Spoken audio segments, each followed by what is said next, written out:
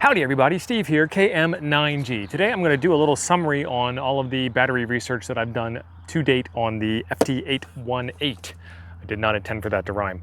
This has been a lot of fun. It's a fantastic radio to play with. I've got 4 different kinds of batteries here, and then I took some notes and did some estimations, and I wanted to kind of summarize all of the things that you guys had helped me with along the way making this journey possible. So first off, we have the Bio-NO battery. This one was the one that performed the best, but only by a couple of minutes. And that's not saying anything bad. It's just, it is what it is. All the batteries that were in the 3000 milliamp hour, 3 amp hour range, it's the same number, just different units, performed about 2.5 hours worth of FT-8, which was fantastic. This is a LiFePO4 battery, but we also have the lithium polymer battery inside, the WinCamp battery inside. We have the EBL reds, which are lithium ion. We have the EBL blacks, which are just lithium. And then I did a couple of other guesses from there. One of the things that we learned while doing this is the power output listing in the owner's manual for the internal battery tray is wrong, quote unquote. And I tried to make a video on that and people decided it was the power meter that was the subject of the video. I don't know what happened there. I take full responsibility for that, and here I am to make up for it. The internal battery connector was probably mated up with the internal battery that came with the radio way back when, which does not put out a lot of power, doesn't have a lot of milliamp hours, doesn't last very long, and that's where they got those numbers from. If you plug a high capacity, high delivery battery that doesn't exceed the radio specs into the internal connector, you will be able to get plenty of runtime out of the battery at as many watts as your radio can deliver. It's not a limitation of the internal battery connector that runs through different circuitry in the radio and therefore provides different power output.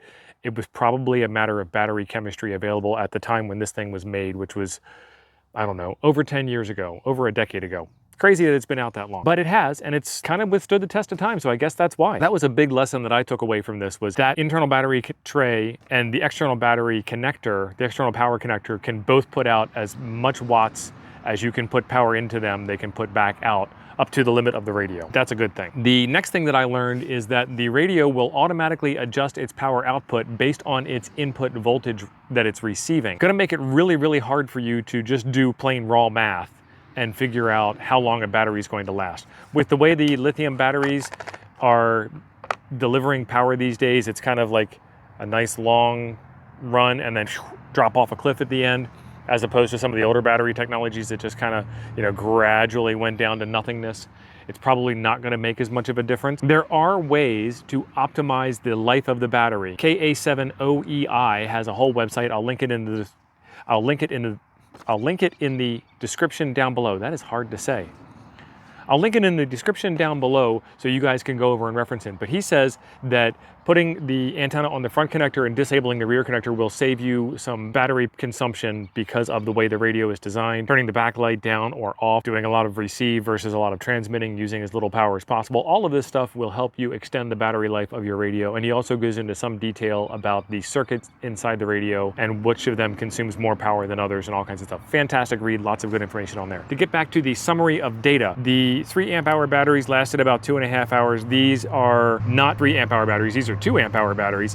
They lasted about 1 hour and 15 minutes. When you're doing something like FT8 and you're paying attention, it doesn't matter whether you're making contacts or not, because the radio is still going to transmit 15 seconds and receive 15 seconds as fast as you can keep up with it. The QSO count, kind of all over the map, kind of doesn't matter. 3 amp hour Bio-NO 30 QSOs. The WinCamp inside the radio was 21 QSOs. The EBL blacks, the lithium 3 amp hour batteries, was 22 contacts. The reds were 12 at 1 hour and 15 minutes. From that type of data that I've gathered, I can also take a look at some common nickel metal hydride off-the-shelf batteries like your Amazon Basics or Rayovac or Duracell.